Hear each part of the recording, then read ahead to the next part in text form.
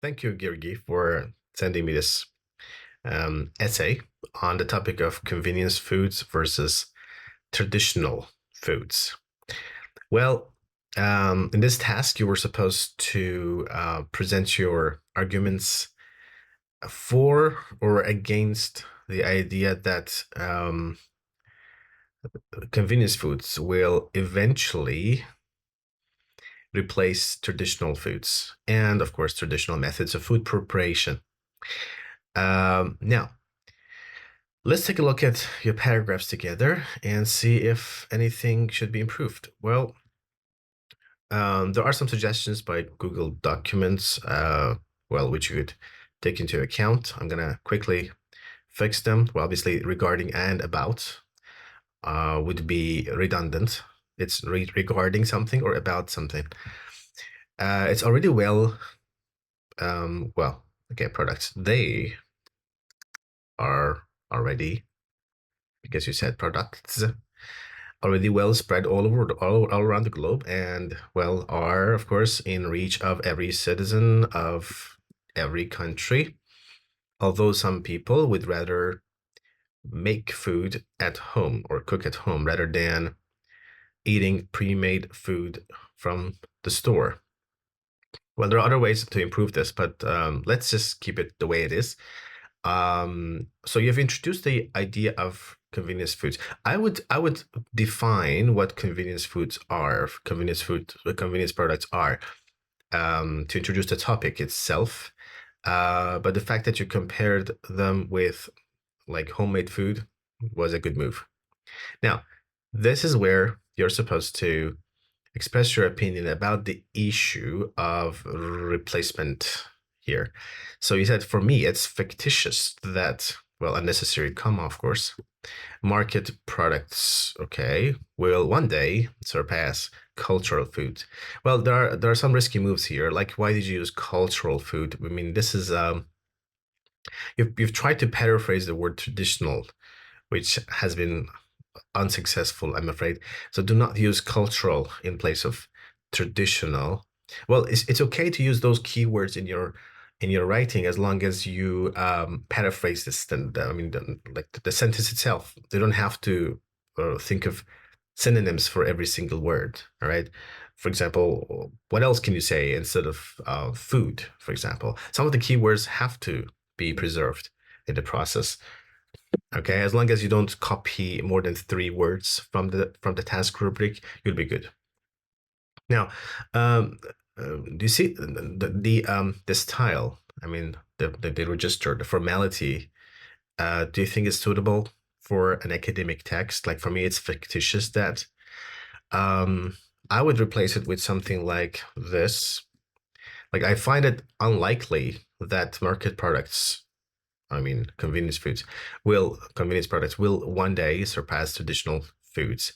So this is a more natural and less spoken way of putting it. So for me, I would say, like, personally, I find it unlikely that blah blah blah. See, but anyhow, your position is quite clear. We can tell from the very last sentence of your introduction, which is a thesis statement, where you stand from the start, which is a good thing. And now I expect to see arguments in favor of that position. First of all, we already know that traditional food is something that your ancestors have lived off many years and were in healthy condition no matter what. Yeah, the whole tone is a spoken, you know. However, traditional food may take more time to prepare. So you need to have a topic sentence and then stop. Okay, because that allows the reader to skim your essay. I would like to skim your text by reading the first sentence of each paragraph, and this connection here makes it difficult. You see how long your paragraph? I mean, there's not even sentences in your paragraph. Your paragraph is a lengthy sentence. See, I put this full stop here. Otherwise, it would be one whole sentence, which is not good. your paragraph needs to consist of multiple sentences, like the first sentence, which is the topic sentence, followed by major supporting sentences, and then minor supporting sentences, I mean examples and so on. So let the reader breathe, in the middle of your paragraph. After the first sentence, I would stop like this. Okay, so this paragraph, the argument in this paragraph is that uh, these foods have been around for years. Okay, and they have been healthy options for people. Fine.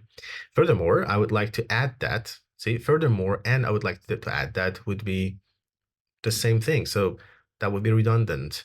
Making food, you mean cooking, okay, with recipe bestowed from your grandparents would be less expensive. Okay, so here's the idea of price. Here's the idea of uh being around for generations.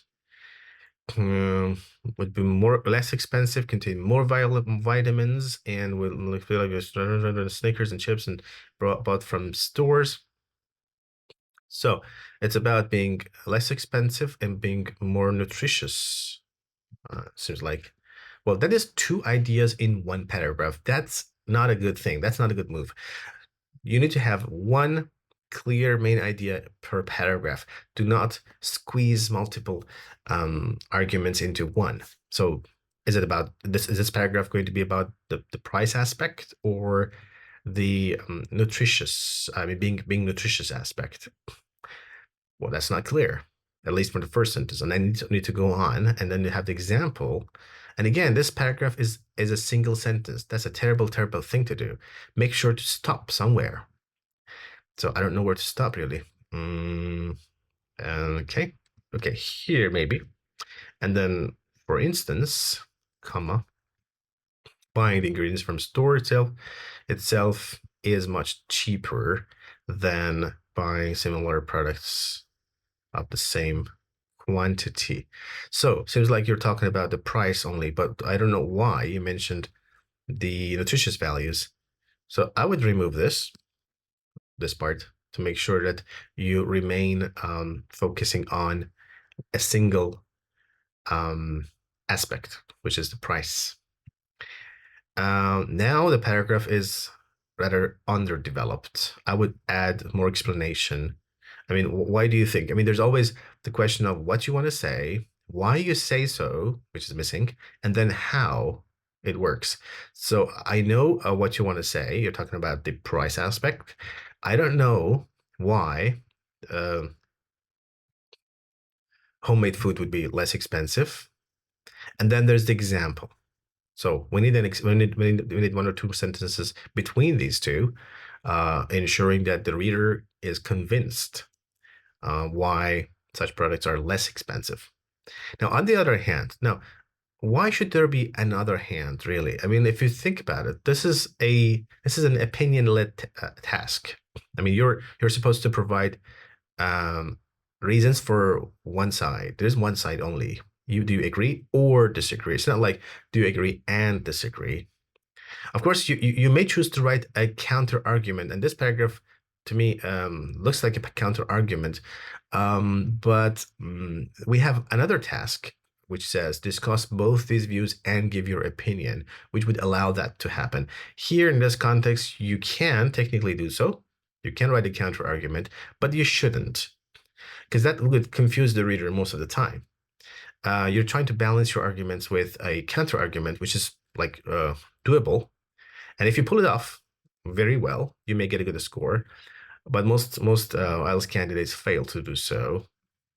Let's see what your paragraph looks like. On the other hand, some people might disagree with me and say that, look, this is a very spoken style. They may not have might not have time to make food at home, nor the knowledge of how to prepare food at home. Okay, so they cannot cook. That's what they say. Okay, well, I agree with this with them partly, but you are never sure what you're buying from store. So you mean, okay, well, so they cannot cook, but you believe that it's a matter of quality, I guess. There have been incidents when customers have bought store food and later on got food poisoning. Okay, furthermore, Okay, like I think you don't believe in punctuations at all. I mean, there should be a full stop here and then a capital F and then comma after. I would like to say that again, spoken. So you stay away from spoken phrases. Customers don't know, and you need to brush up on your punctuation rules. Know that the condition in which the product was made, or if there were any hygiene standards while making them, thus making them less of a choice. Hmm. Okay, furthermore. So the quality, you're talking about the quality of food, which is not standard when you buy them from when you buy the convenience products from the stores. I see. Yeah. Mhm. So price, um, the history of such foods, and also the concern of the, I mean, quality concerns. Okay. Yeah. I mean, the good thing is that you managed to refute their argument and eventually end with your perspective, which is, well, um, for this reason, they're wrong. I mean, even if they cannot cook at home, they'll get bad quality food from stores. But the thing is that there's not a direct link between their counter argument, which is their inability to cook, and your counter argument. I mean, your refutal, which is like you're trying to refute what they say, what they claim, with a whole different reason, a whole different argument. You're saying that okay, you can't cook, fine, but the food you buy from the stores can have bad quality. I know, but what about them? I mean, why didn't you refute what they say? For example, if I were you and I wanted to keep this counter argument, um, I would say that okay, I agree that okay, I agree that cooking. Okay, well, I agree that cooking is not the easiest thing to do in the world. Or of course, you could say, I mean, with a less form, I mean, more formal tone, of course. Well, admittedly, cooking is not an easy chore. However, it is possible. So I would replace the whole thing with, it is possible to learn base. I mean, simple recipes thanks to YouTube channels. I mean, cooking channels on YouTube, or like cheap cooking books. Uh, Alternatively, they could ask someone in their family to help them with the cooking first until they master this essential life skill.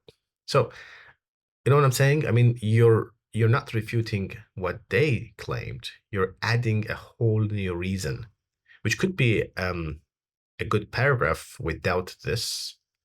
It could be a third argument in favor of, I mean, supporting your position. Anyhow, in conclusion, the food which was passed down to us from our ancestors will not be replaced by market products, because not only does traditional food contain lots of vitamins. Okay, is this really the first argument? No. Um, it was okay. Look, you're now trying to summarize the arguments above, but look what you did. You are talking about like nutritious values, which are non-existent except for one sentence here, which was not even the main idea of this paragraph. You know what I'm saying? So that's not a good thing. But it's also homemade, in which you can be assured that it's safe to consume and will be good for health. Diets are okay. Hmm. So the matter of health, okay, it's I guess, yeah, this part of your essay where you talk about health benefits. So okay. Other than that, in my opinion, obesity is inevitable if we stick. So this is a whole new thing. You never talked about it above. Just full sugar, blah, blah, blah, blah, blah, blah, blah, blah, blah. Okay. You see what it did? You didn't really talk about the two arguments. So your conclusion needs to summarize the items above. You didn't talk about the the fact that traditional foods will never go away because they have been around for thousands of years. You didn't talk about the price aspect at all in the conclusion. You did, of course, say something about the fact that traditional foods are healthier. So your conclusion did not serve the purpose it was meant to. And I would rewrite the whole the conclusion paragraph, of course. Okay, fine. Yeah, and you also, I mean, you seriously need to reconsider your punctuation marks. Make sure you have sentences, and by sentences, I mean there needs to be an end to each sentence. It's hard for me to find where your sentences begin and where they end because you overuse commas, um, and you, yeah, and yeah, it's mostly the overuse of commas and underuse of periods. I mean, full stops in your writing. And yeah, and you could use some of these automatic spell checkers and grammar checkers after you've done your work. Like Google Docs is a good choice. Um, and you can see where you could improve your punctuation as well. Like however needs to be capitalized and followed by a comma. All right. So in terms of task response, I'm happy that you responded to the task quite well. I mean, you did answer the question, but your supporting arguments were a little bit disorganized. Um, your task, well, you responded to the task in a different way, of course. You did not consider this an opinion essay task. To you, it's more of a discussion task, which is not really the case. Um, your coherence and cohesion needs to be improved because, first of all, I was not sure about your reasonings. I mean, your reasoning and your arguments here, and there was this confusion here as well. And your conclusion was even more confusing because the items there were not well the main ideas above. Okay, that's it. That was quick feedback on your essay. I will I hope that in your future essays you'll do better. I mean, you deserve to get a really high score in IELTS with the language level you possess. But the way you present your English is not what IELTS really appreciates. So good luck and happy learning.